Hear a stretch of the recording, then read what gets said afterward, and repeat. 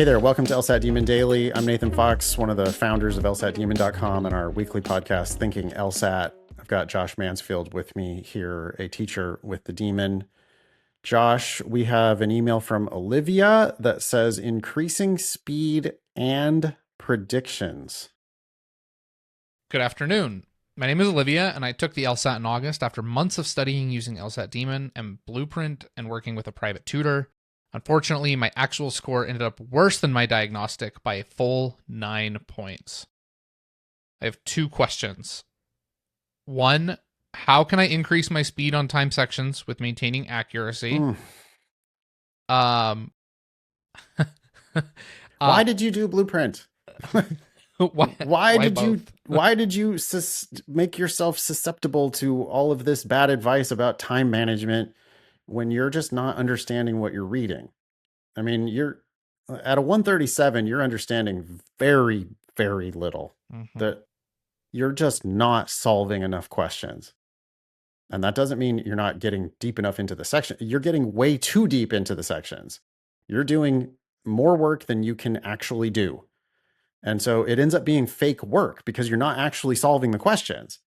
You're just doing them, but missing them. You're not understanding what you're reading. So your problem is you're trying to do speed and accuracy. You should be focused only on accuracy, but that's not the message you hear at a lot of other prep companies. And that's what's making you do worse than your diagnostic, is that you're just doing more than you're capable of safely doing. When I was a student looking for a prep program, one of the most appealing elements to me about the Demon was the completeness of the philosophy. It's the idea, reading, just focusing, solving one at a time, how you read, engaging with the passage. It answers everything, right? You don't need gimmicks in terms of tricks for certain question types. You don't need strategies for time management. You don't need, all of those things goes out the window because they're all addressed by the same piece of advice. Understand the sentence that you are reading. And when you try and supplement that with any other advice that cheats that process, it doesn't work. No, we're telling you, you need to go at the pace at which you can accurately solve that question that you're working on, which involves understanding what it says, understanding what it's asking you, picking the answer that actually answers the question. You can't also take a bunch of shortcuts, or you can't also manage your time. You have to commit to the idea that you're going to be a lawyer and you're going to do good legal work, which means you're going to be accurate. And it all starts with understanding. If you don't understand, as we'll see as we get more into Olivia's email, I mean, she's just not understanding. She doesn't understand nearly as much as she thinks even she understands. You want to keep reading? Yeah, let's read what she talks about here with this accuracy. When I work through untimed sections, my accuracy hovers around 80%, which there's always room for improvement, and I occasionally hit 100%. Okay, but that already, I mean, you're already telling me everything I need to know. You don't understand. You're not reading carefully enough. 80% is terrible on an untimed section. That's not good. You think it's good. And it's like, oh, sometimes I get 100%. Yeah, by luck. Right. But I bet sometimes you also get like 60%. Yep. Because if you're hovering around 80%, that means that roughly 1 out of 5 questions you're missing. Okay, you definitely didn't understand that one. And I'm guessing that you got it down to a whole bunch of 50-50s. So for every one you missed, you probably also got another 50-50 right. So 80% accuracy on an untimed section, I think you're understanding roughly 60%. Sometimes you can get really lucky and get 100%. 50-50s go your way. But when the 50-50s don't go your way, then you end up with 60% accuracy, 70%, 80% accuracy. This isn't legal work. You can't do legal work that way. You will not get paid for it. And you're not getting paid for it in terms of LSAT points right now because you're just not doing quality work. You're doing shoddy work. And that's untimed. I'm sure that once she starts wrestling with the clock, then it's going to get far worse from there. It's interesting. her next statement is inconsistent with her performance. Okay. She says, once I switch to time sections and practice tests, I can only finish about half the questions. I still maintain the 80% accuracy on the ones I do answer, but because I am unable to get to the other questions, it hurts my score. Olivia, at a 137, if you were getting to question 13, getting 80% right, that means you're getting 10 out of the 13 correct. Yep. And guessing on 14 through 25 to 28, you should be scoring in like, what would that be, high 140s? Yeah, knocking on the door of 150. Knocking on the door of 150 at that point. Which tells me either you're doing more, your accuracy is not what you think it is, like a whole combination of things are not consistent here with your performance. Well, and it's also just still really bad. You know, Olivia is worried. I feel like the theme of 75% of these podcast episodes that we do is the same. Olivia thinks she has two problems, accuracy and speed.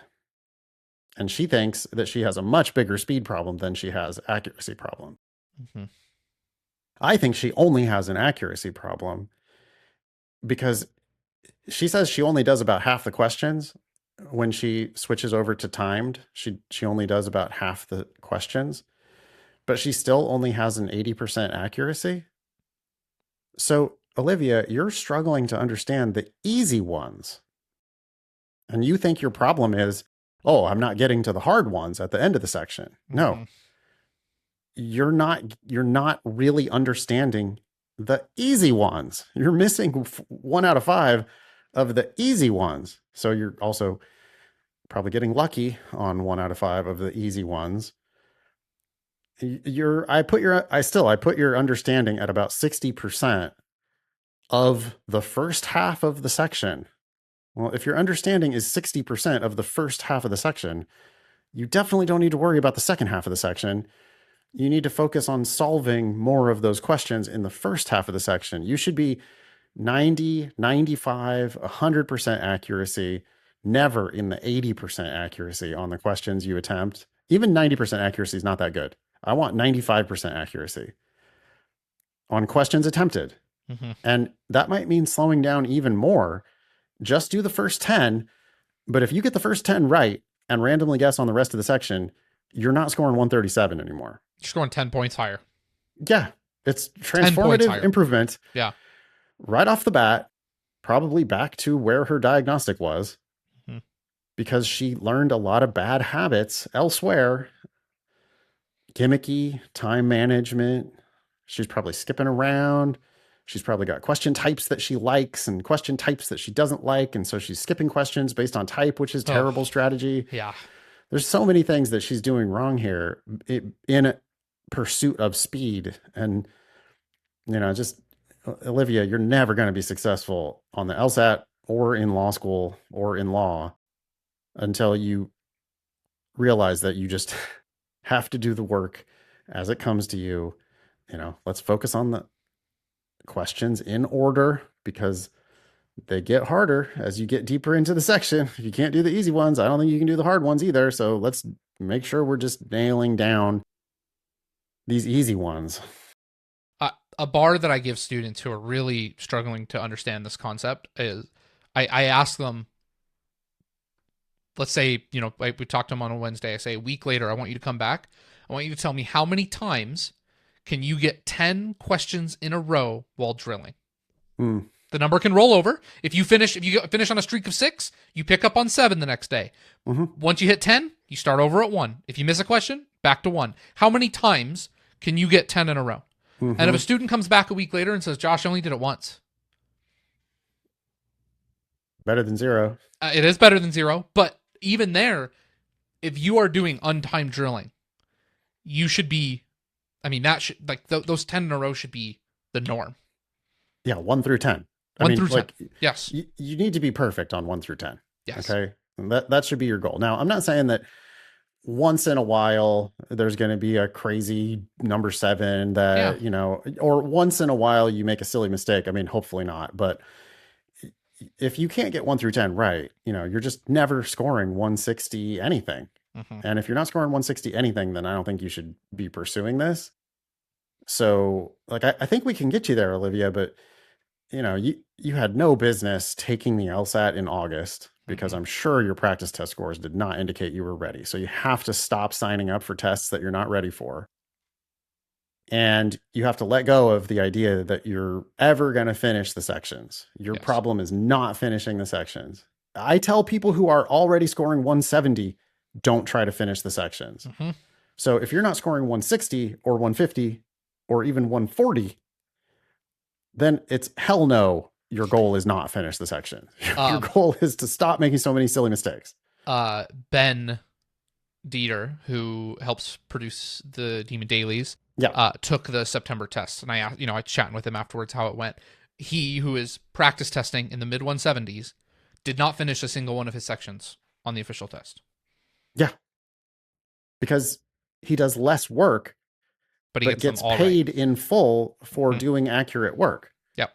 His problem, he's not thinking like, oh, I need to make sure that I do some more shitty work and get partial pay for that. Right. That's what Olivia wants to do, is like do a whole bunch of really mediocre work and get kind of paid. No, Olivia, do less work, but do high quality work and get paid in full for it. And then randomly guess on the hard ones at the end. That's your strategy, as Josh points out. That's your strategy even when you're in the 170s. So it's definitely your strategy now. Yes. Yeah. Let's read our second question really quick. For the reading comprehension section, what signals or patterns should I look for to help anticipate the types of questions and answers? I know the main point is almost always asked, so I keep that in mind, but I would love to know what else I should be watching for. Signals and patterns is not language that we use. I mean, I'll tell you, the signal is, the title at the beginning of the section says reading comprehension. They are very clearly testing you on whether you comprehended what you read. Okay. I'll tell you in advance, every single question is going to be asking you, essentially, did you understand what you read? Right? So, yeah, they're going to always ask about the main point. They're also going to ask about the primary purpose, which is to flavor prove their of main point. Yeah. They're going to ask about the author's attitude, which is they're trying to prove their main point. Yeah. They're going to also ask about a bunch of random details about the passage, but the questions always boil down to, I mean, this is 95% of all reading comprehension questions boil down to, did you understand what you read? I'm about to, and the comprehension doesn't stop when you're done reading the passage, because you also have to comprehend the question that they're asking you about the passage, which it's not about looking for signals and patterns and shortcuts. It's just read the damn question. They're asking you. I mean, look, this is the judge asking you as an officer of the court to represent what's in the record. So, the judge asked you a question. Like, did you understand the question? It's not about looking for signals and shortcuts in the judge's question. It's about what question did the judge ask you? And then you're meant to answer that question based on the record that you read. Counsel, did you review the briefs before today's hearing? Yes, I did, Your Honor. Okay, well then can you answer the question that I'm asking you about the briefs? And you should then, it's like you're testifying in court. You're saying, well, yes, Your Honor, the answer to your question was, and you should be predicting the answers to these questions, because they are predictable, because they're testing your reading comprehension. So, did you actually understand that document? Did you read it carefully enough that you can say, yes, Your Honor, I read and understood these important pieces of evidence that are in this trial? Okay, well then I asked you a question, and you should read the actual question and think about it. Well, okay, it's asking me what the author's position is on XYZ. Okay, well, what did it say about XYZ? What did the author tell you about XYZ? And you should have some idea. You should make a prediction, then go into the answer choices, and then you have to comprehend the one answer that actually answers that question based on the record. I promise you that the court is not asking you for your opinion. No. They do not want you to speculate. They want what was in the passage. I was grinning Yeah. when you're using that analogy, because I remember a like key example in my professional career where I watched an Idaho Supreme Court case, and one of the attorneys misrepresented a rule of discovery in Oops. response to a question and got filleted. I mean, those justices were ruthless. Yeah. That's what this is. It's just, you have to give what the text actually said. And it's funny because we will often, another way we refer to this is that 95% of these questions are must be trues. And I've said that before, but I really like this description that you've been giving, Nate, because I think sometimes students fail to really comprehend when we say it is based in the passage on 95%, like how grounded we're talking about. I remember one passage was comparative, and the question was, author A would most likely to respond to this point of author B's argument in which of the following ways. And students think that they're asking you to speculate, but they're Yes. not. They're asking you to pick an answer that's rooted in what passage A actually said. And it's funny because passage A had 3 different points that they made. They said the answer is, well, they were the 3 points. It can only be one of these 3 answers. Right. This one seems the most likely.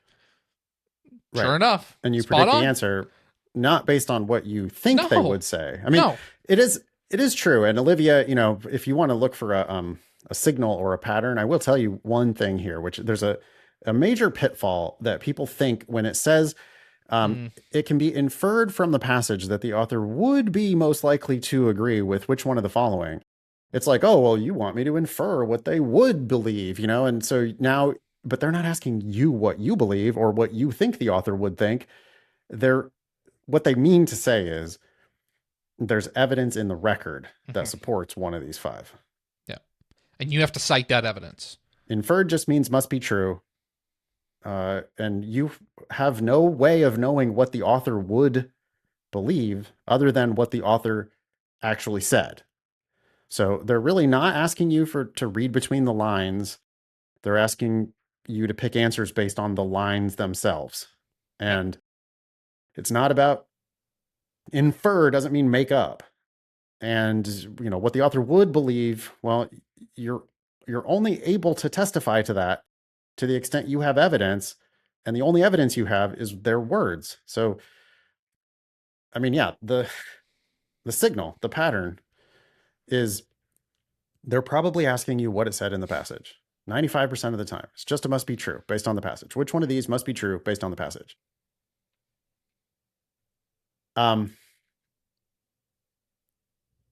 You are not going to be successful in that endeavor by also trying to go fast. Oh, yeah. Or the handful of other strategies that are out there. Right. Highlighting the first and last sentences of the passage of each paragraph and then moving on. Yeah. What? I mean, that's where 137s come from. Like this advice took her from a 146 to a 146 diagnostic is actually fine. 146 diagnostic is a totally normal diagnostic. And then they just totally tanked your performance down to a 137 with all these gimmicks and shortcuts. And, I just promise you, Olivia, if there were a printing error and I was taking an LSAT and it only had half the questions on it, I would still score 150 something. Because I would just accurately solve the questions that I had, and I would just randomly guess on the questions I didn't even see, and I would score in the 150s. By doing half the work accurately, you can score in the 150s. So you're trying to do all the work with poor accuracy. That's just not it. No amount of wrong questions are ever going to add up to just one right one. Yeah, and 80% accuracy is not good. Like if you finished, let's say you were able to finish the test with 80% accuracy, I mean, you're just limited with that, Like, okay, sure, I guess you're scoring 160, but you have no upside in it if 80% is as accurate as you're going to be. Give me a student who's scoring 100% accuracy in the 150s over a student with 80% accuracy in the 160s any day of the week. Oh, for sure. And I can get that 150 student into the 170s 10 times faster than I get the 160s, unless they listen and start doing what the 150 students do. Right. They have to be willing to not finish the sections. Right. They have to be willing to do fewer questions, but get more of them right. But the 150 some people just can't let go. They cannot. They cannot. Yeah. Yeah. All right. Anything else for Olivia? I would like to say thank you, Olivia. Yeah. I mean, it feels like we beat you up pretty bad there, but it's just what I'm not mad at you. I'm mad at the bad advice you've gotten, and you've got to let go of all that stuff and just get back to the basics of, you're going to be successful one question at a time, and it means what it says. You just have to take the time to figure out what it says, and you'll find that you just don't miss questions anymore. And yeah, it takes a minute. You're not going to be finishing, but Okay. but you will be getting to the back into the 140s and then into the 150s and then into the 160s, and you still don't need to be finishing. You could get to the 170s and you don't need to be finishing. You just need to be accurate on the questions you're attempting. Thanks, Olivia. Email daily at lsatdemon.com if you'd like to ask us a question or share some LSAT or law school admissions news. Thanks for listening.